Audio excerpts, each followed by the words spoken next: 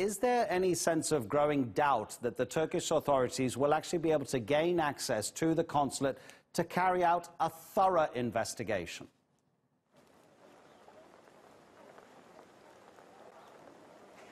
Well, Adnan, indeed, the Turkish authorities appointed a special prosecutor to follow up all these investigations going around, and he is going to report directly to the Minister of Interior, who is going to report to the presidency.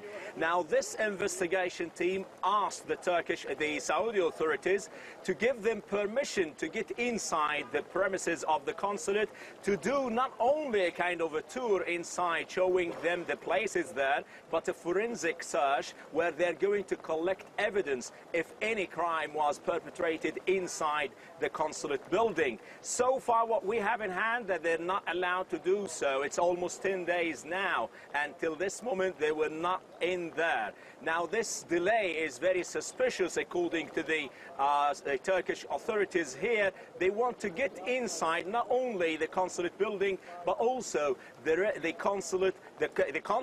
general consul himself, his own house, the vehicles that were here before they leave to the airport. They've also tracking all the routes of the aircrafts that they took, the 15, what we know as the hit squad that were here on the day of the missing of the Khashoggi. All these things the investigation team is still following, trying to put things together, this puzzle of Khashoggi disappearance. They're trying to put these pieces of the jigsaw together to solve it out. We still need to wait and see how the prosecutor is going to come out with any conclusions and findings, maybe in the coming few hours or days. Ahmet, what do you make of the Saudi explanation for the lack of CCTV footage from inside the consulate and their statement that actually it wasn't recording anything on the 2nd of October? Is that believable?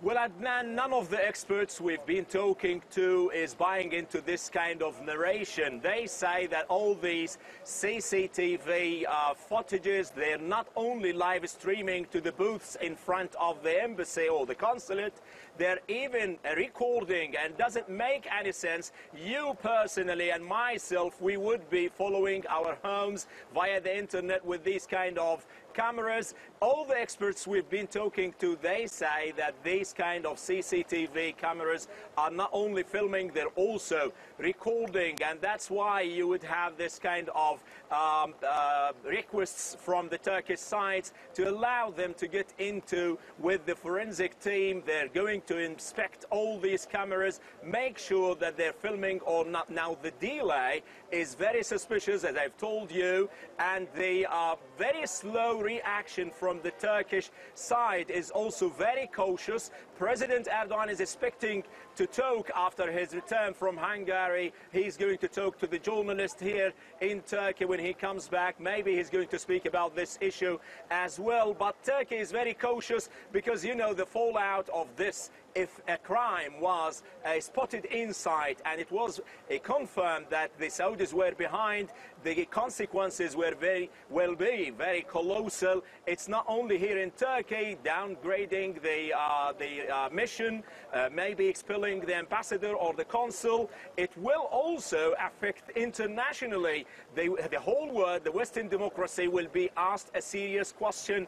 Is human rights more important or arms sales? They're going to answer these questions if a crime was determined inside the consulate and the Saudis were behind it. Ahmet Alioglu, editor-at-large outside the Saudi consulate in Istanbul. Thank you, Ahmet.